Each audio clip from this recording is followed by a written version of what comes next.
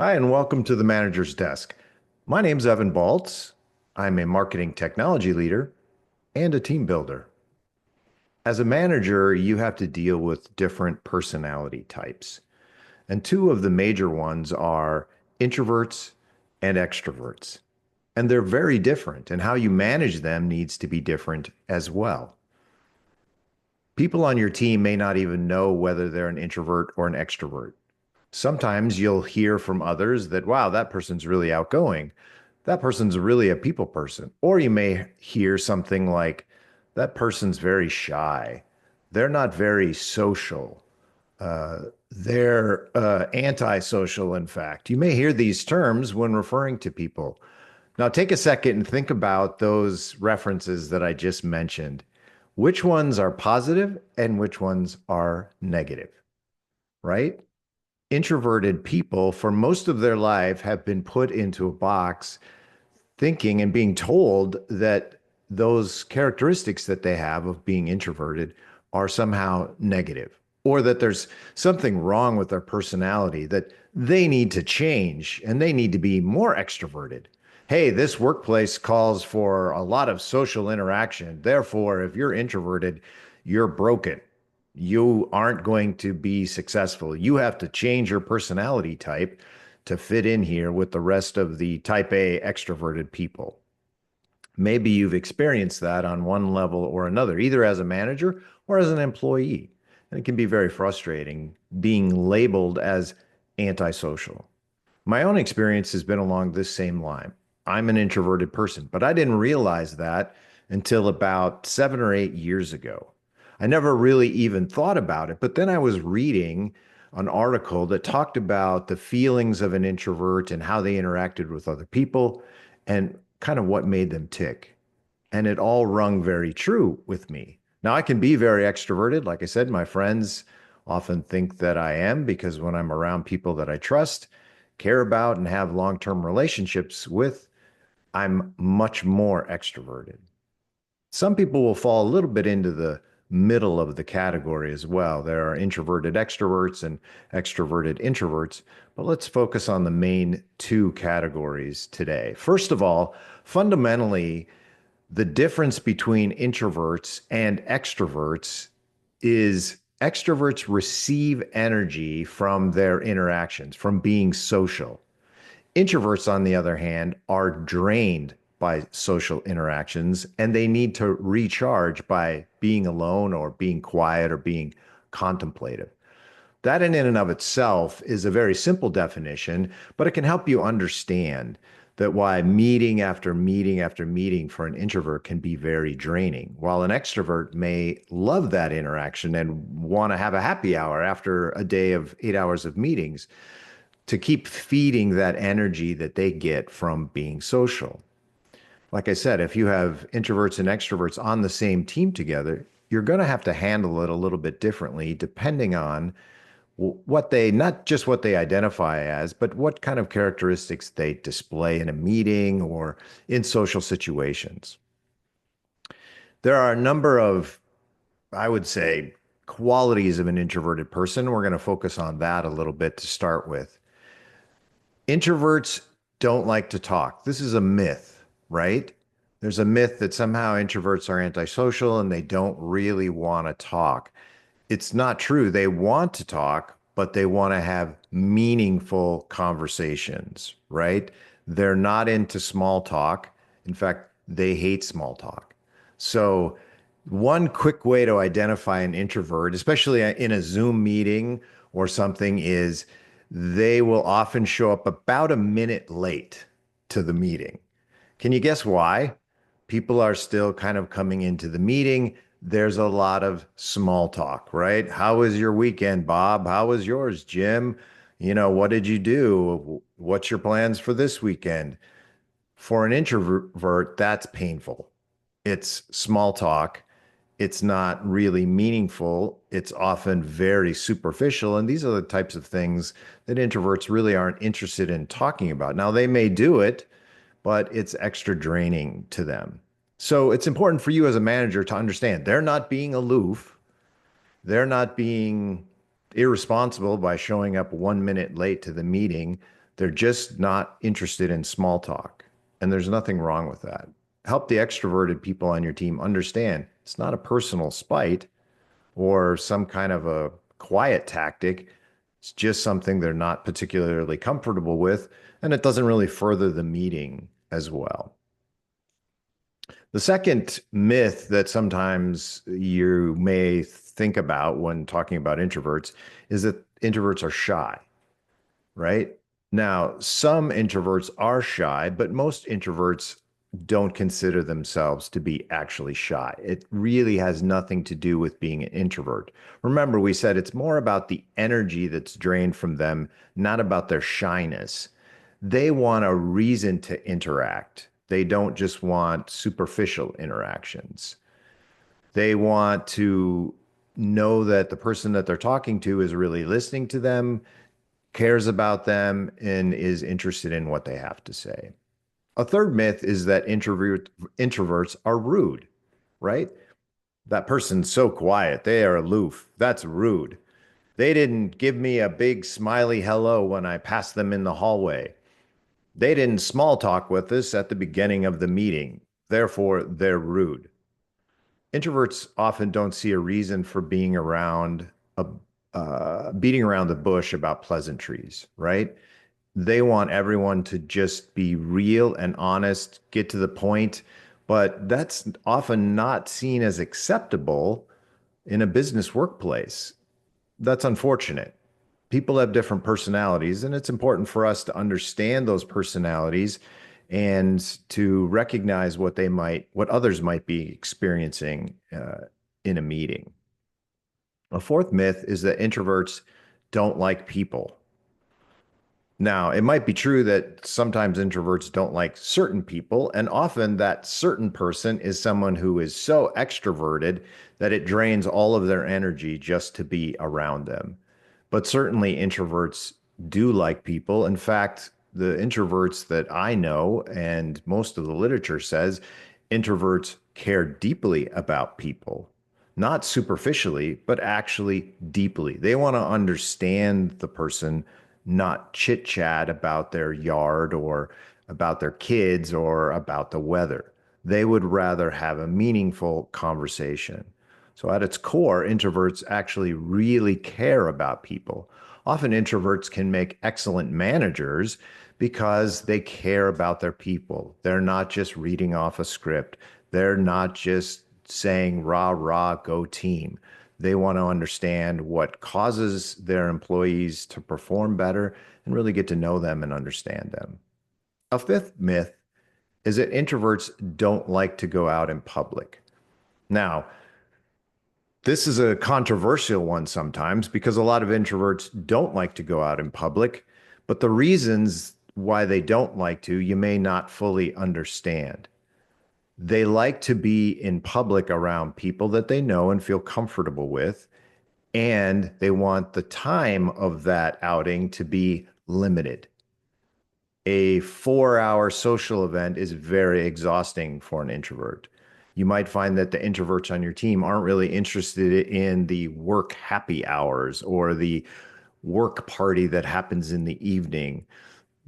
They feel like that this is going to be so exhausting for them to have multiple superficial conversations for multiple hours and feel obligated to do so, which is another thing that really bothers introverts is this obligation for small talk or social interaction, especially with people who aren't they aren't close to in a personal way, right? So they may be quiet in a large setting, but in a small meeting, say having coffee or lunch with somebody, they can be quite talkative.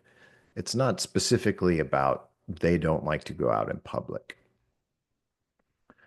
Another myth is that introverts always want to be alone. While they generally prefer aloneness, the reason for that is because it's peaceful and a controlled environment.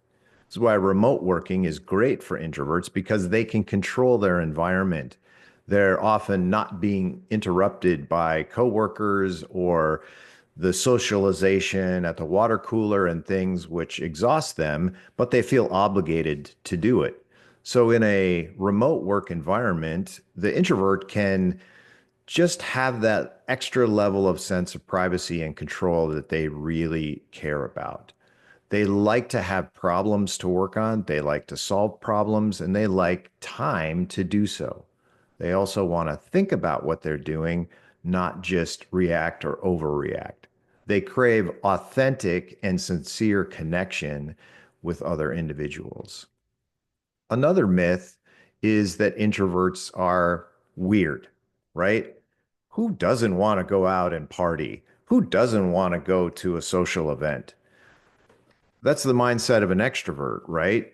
They believe, often extroverts believe, I'm kind of grouping everyone into one category here just for the sake of argument. They believe that introverts are kind of weird because they don't like the things that an extrovert likes. And introverts are often being told, like I mentioned, that they need to be more extroverted. That would make them more successful. Honestly, that's insulting to an introvert. I am who I am. I want to be who I am. Why can't you appreciate me for who I am? And why can't you be quiet sometimes and let other people talk or give space in a room and let some oxygen back into a meeting rather than soaking it all up? Another myth is that introverts are aloof or nerds. We mentioned this a little bit before, especially in the tech world. It's often seen that tech people and introverts are aloof and kind of nerdy. Well, sometimes they are. Sure, why not? They're in a field that allows them to generally sit quietly at a desk for most of the day. There's probably a reason for that, right? This is something that they prefer. They'd rather be spending their time doing that than socializing or having a very socially interactive position, such as a teacher or something to that effect. But introverts are not aloof. This is just their normal state. They prefer to remain quiet. They're tremendous listeners. They want to hear what others have to say, and they want time to process it. It's not that they're incapable of paying attention to what's going on around them. It's just that their thoughts and their perceptions are the things that they spend more of their time concentrating on rather than social distractions. Let me give you an illustration. Have you ever been to a restaurant and sat in a booth across from somebody?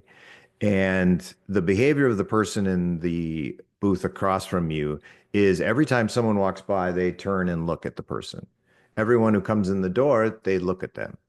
They're listening to other people's conversations. They're constantly interested in everything that's going around them, right? That person is likely an extrovert. An introvert in the same situation is hyper focused on the person sitting right across from them. In fact, an introvert will usually turn their phone over and push it aside. Their focus is on the person that they're talking to across from them. People can walk by, the waitress may come up. The introvert is almost unaware of those other people's existence and is not interested in them because they are focused on the person that they're talking to. So in a meeting, you might notice that, right? They may be locked in on the person that they're talking to, and they're very attentive to that person. This is a great quality. It helps them to understand that person. It means that they take the time to listen. As a manager in a meeting, it's important for you to not call out an introvert and say something like, "Why are you being so quiet, Jim?" That's about the worst thing that you can do. The best thing that you can do is to ask them a really good question that requires thought.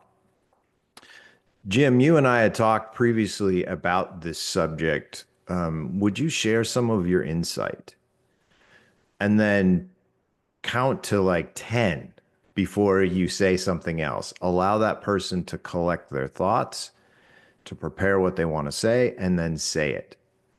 If you know you're going to ask them a question in a meeting, please give them a heads up as well. They may want to write down their thoughts, create some bullet points, give themselves something to refer to rather than having to speak off the cuff. This is something that introverts, they don't like being called out when they're not prepared. And if they don't know what the question's going to be, they can't thoroughly prepare. So what you might hear from an introvert is, I don't have that information in front of me right now, but let me get back to you. Or can we take that offline? That sounds like a more difficult or a more detailed conversation. These are things that introverts will use to make sure that they have time to think about what you've asked them and to respond in an effective manner. A ninth myth is that introverts don't know how to relax or have fun. This one always kind of gets me. It's like an introvert's idea of relaxing is sitting quietly staring at the ocean, or sitting quietly and staring at a mountain, or maybe having some headphones on and listening to music. That's their idea of having fun or relaxing. Understanding that an extrovert's idea of having fun is maybe going to a loud party or a club or having a social activity or doing something with a large group of people. That's their idea of having fun. But you need to understand that for an introvert, those things are not fun and not relaxing. And no matter what you do, trying to force that on them and say, come on, you need to loosen up and have fun, it's borderline offensive to an introverted person to hear those things, because what you're saying is that you're telling them that they don't understand how to have fun. They don't know what they're missing. I got news for you. They know what they're missing and they're happy to be to be missing it, right? And there's nothing wrong with that, right? We live in a world where trying to understand the other person is really important to effective communication. Know that it goes both ways too. Often an introvert will maybe even be insulted by an extrovert saying such things. Understand that in most cases, the extrovert just doesn't know that that's how you feel or just doesn't understand it fully. It's nothing personal. They're not out to embarrass you, they're not out to make fun of you. This is just something that they probably don't have a deep personal understanding of. And number 10 myth is introverts can fix themselves by becoming extroverts.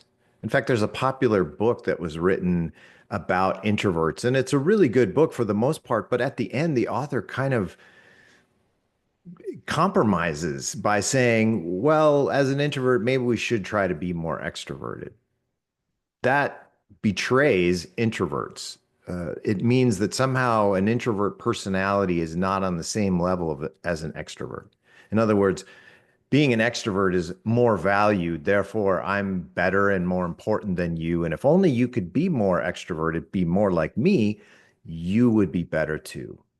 Now, here's the problem with all of that. When you're looking at your employees and you're trying to determine which ones are worthy of promotions or maybe manager positions, the sadly, the common thinking is that the extroverted person will be better at these things because they speak up more, they speak their mind more, they talk more, they're more rah-rah, they're more fun. We want more of these people in our organization, and that's a mistake. It's a mistake on many levels, and it's insulting to introverts as well. An introvert doesn't want to approach a manager in a very aggressive fashion and may not want to necessarily interact with them in a social environment, right? This is my boss after all. I don't really want to hang out with them, right?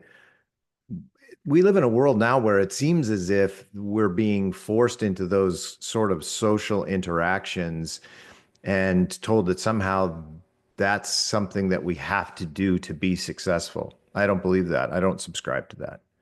In fact, I like to hire teams that have a pretty even mix of introverts and extroverts. Sometimes we need an extrovert in a meeting and at a social event, but a lot of times we want an introvert who is very keyed in on listening and solving problems. And it's important, I think, to have an effective mix of personalities within your team and then help your team members understand each other. Talk about why the introverted people on your team maybe don't seem as social and happy-go-lucky or whatever it might be. Explain that to an extrovert and help them to understand why it is that they're acting that way or behaving that way. And then conversely, help the introverts on the team to understand extroverts and to be able to gauge their energy level and react appropriately to it, and to even sometimes say, well, let's just talk one-on-one about that, because that's an easier way to handle a situation rather than in a large meeting. Believe me, large meetings can really intimidate introverts, probably not because they're insecure or unsure of themselves. They just don't want to be in a situation where they have to fight for attention. This is not something that an introvert looks to do. They often don't want public rewards, right? They don't want to be called out. Hey, great job, Evan. Let's all give Evan a hand. Oh man, an introvert wants to crawl in a hole in those types of situations. So be aware of that. Like, how you reward an extrovert might be by throwing a party for them or rewarding them in a large meeting. They would love that type of attention and that type of activity and social interaction. Introvert, on the other hand, will see that as a negative. And they probably won't say that to your face. But if you understand that that person on your team is an introvert, be careful with how you recognize them. They would probably like the recognition in private more than they would in public. And they certainly would appreciate your understanding that.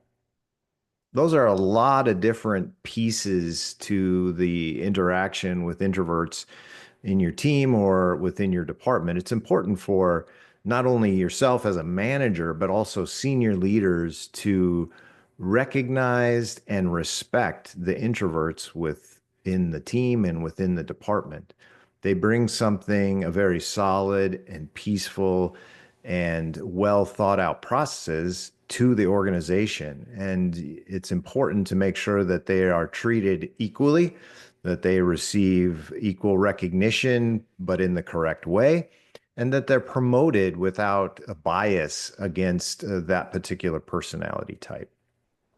If you have any questions about talking with introverts or how to handle introverts on your team, please leave your thoughts in the comments section. I'd be happy to interact with you on any of those topics that you might have.